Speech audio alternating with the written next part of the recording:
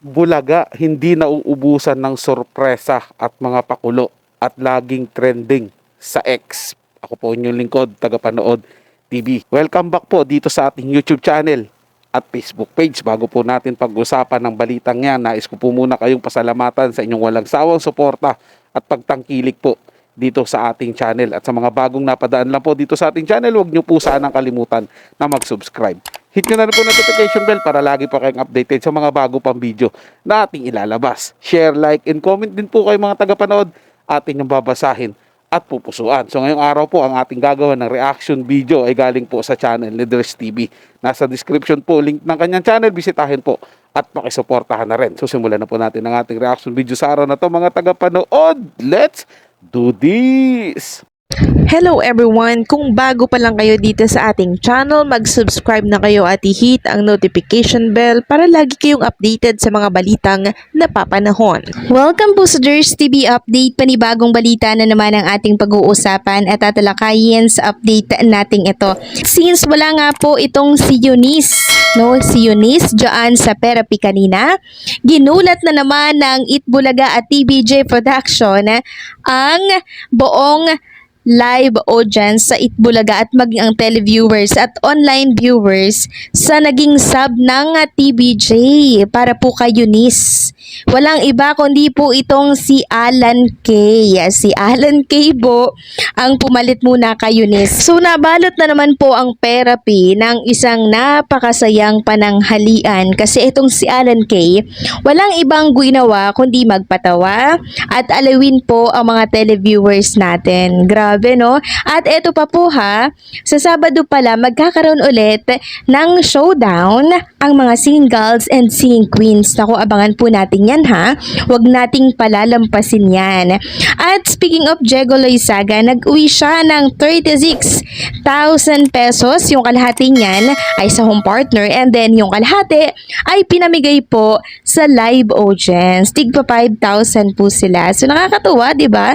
Na every time na meron pong mga celebrity na maglalaro dito, pinapamigay sa live audience yung mga napapanalunan po nila. Tapos nakapag-promote pa po sila, 'di ba, ng kanilang mga project. Samantalang ang Main Mendoza naman ay trending sa Twitter na ngayon ay X, ganun din ang hashtag #LegitDabarkads. So marami po talaga ang naghahanap kay Main Mendoza dyan sa Twitter na ngayon ay X. So nakalinig ko nga po yung trending na yan na Main sa Twitter. Panay ang sinasabi nila nasaan si Main, bakit wala si Main Mendoza. Yun pala naman na-late lang po ng konti kasi marahil baka meron po siyang inasikaso na something personal, no? So ang mabuti, ang maganda dito, nakita pa rin naman natin siya. Nakakatuwa po talaga yung Itbulaga mga tagapanood, no? Kasi ang bilis po nila talaga mag-isip ng paraan kung sakasakaling dumating man yung punto na katulad po ng ganyan, kulang po sila sa tao. Kulang po yung lalabas dun sa segment nila dahil siyempre may kanya-kanya din pong ginagawa yan mga tagapanood 'Di ba? Pero yung kahusayan po nila, yung kagalingan po nila, makikita po diyan kaagad mga tagapanood. Ang taba po ng utak. O sige, palit natin si Alan Kay. 'Di ba? Ang gagawin lang ni Alan Kay doon pasayahin yung audience, 'di ba? And yun, nakita po natin.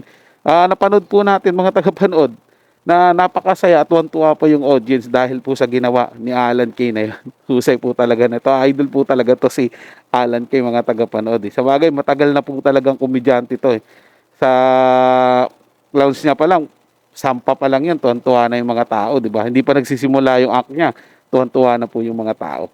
At speaking of mga tao, mga tagapanood, yun, pinag-uusapan po ang #LegitDabarkads at ang Main Mendoza sa X, di ba? Yan, patunay po yan mga tagapanood na hindi po talaga naluluma yung Itbulaga, yung #LegitDabarkads. Marami pa rin pong naghahanap at patuloy pong namamayagpag kasi lagi po silang may baon lagi po silang may bagong ipinapakita, lagi po silang may sorpresa yung Itbulaga po sa mga audience nila, kaya hindi po sila nakakasawa. Gaya na lang po ng therapy na ito mga tagapanood, di ba?